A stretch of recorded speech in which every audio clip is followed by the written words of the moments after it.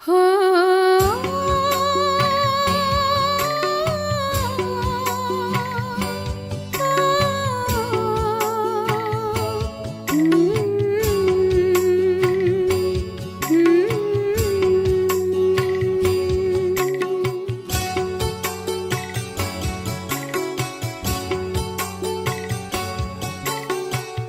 चले वतन की ओर डाल के प्रेम की डोर।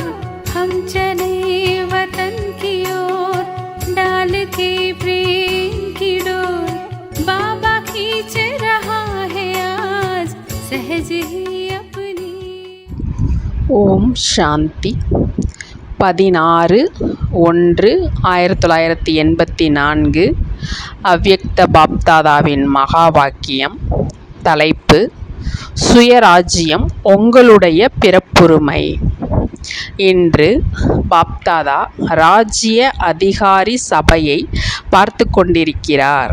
முழு கல்பத்திலும் மிகப்பெரிய ராஜ்ய அதிகாரி சபை இந்த சங்கம யுகத்தில்தான் கூடுகிறது.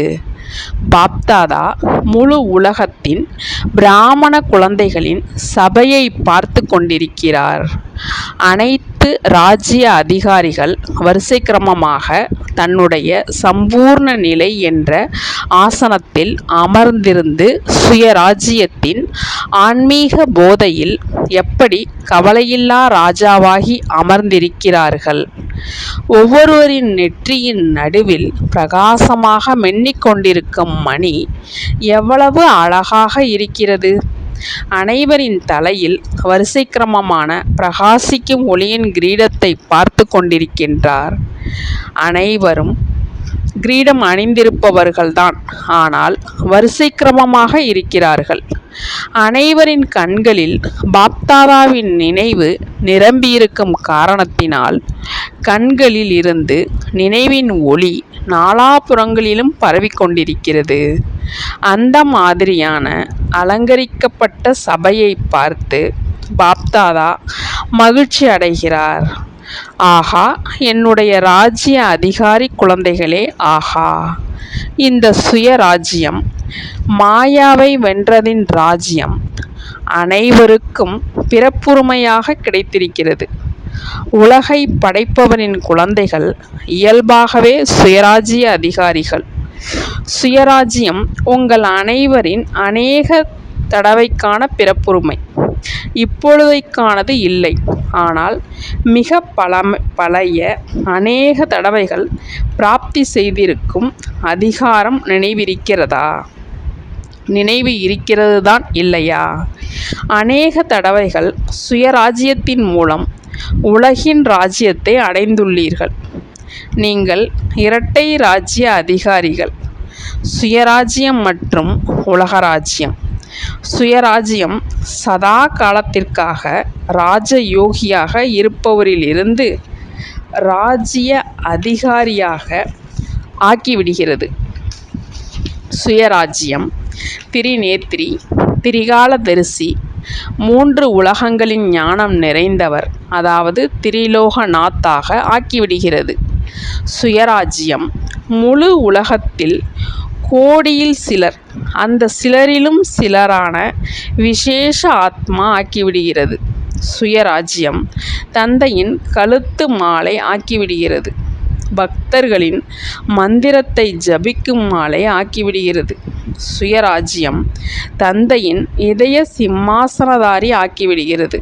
சுயராஜ்யம் அனைத்து பிராப்திகளின் பொக்கிஷங்களின் அதிபதி ஆக்கிவிடுகிறது. உறுதியான, ஆடாத, அசையாத, இடைவிடாத அனைத்து அதிகாரங்களை அடைய செய்துவிடுகிறது. நீங்கள் அந்த மாதிரியான சுயராஜ்ய அதிகாரி சிரேஷ்ட ஆத்மாக்கள்தான், இல்லையா? நான் யார் என்ற இந்த கேள்விக்கான பதிலை மிக நல்ல முறையில் தெரிந்துவிட்டீர்கள்தான், இல்லையா? நான் யார்? இந்த பட்டத்திற்கான மாலை எவ்வளவு பெரியது? நினைவு செய்து கொண்டே இருங்கள். மேலும் ஒவ்வொரு மணியையும் நகர்த்திக் கொண்டே இருங்கள். எவ்வளவு குஷி இருக்கும்? தன்னுடைய மாலையை நினைவில் கொண்டு வந்தீர்கள் என்றால் எவ்வளவு போதை இருக்கும்? அந்த மாதிரியான போதை இருக்கிறதா? இரட்டை வெளிநாட்டினருக்கு இரட்டை போதை இருக்கும் இல்லையா? அழியாத போதை இருக்கும். அழியாத போதைதான் இல்லையா? இந்த போதையை யாராவது குறைக்க முடியுமா என்ன? அனைத்து சக்திகள் நிறைந்த அதிகாரத்தின் எதிரில் வேறு எந்த சக்தி இருக்க முடியும்? அலட்சியம் என்ற ஆழ்ந்த தூக்கத்தில் மட்டும் தூங்கிவிடுகிறீர்கள். பிறகு உங்களுடைய அதிகாரத்தின் சாவியை, அதாவது நினைவை மாயா திருடிவிடுகிறது.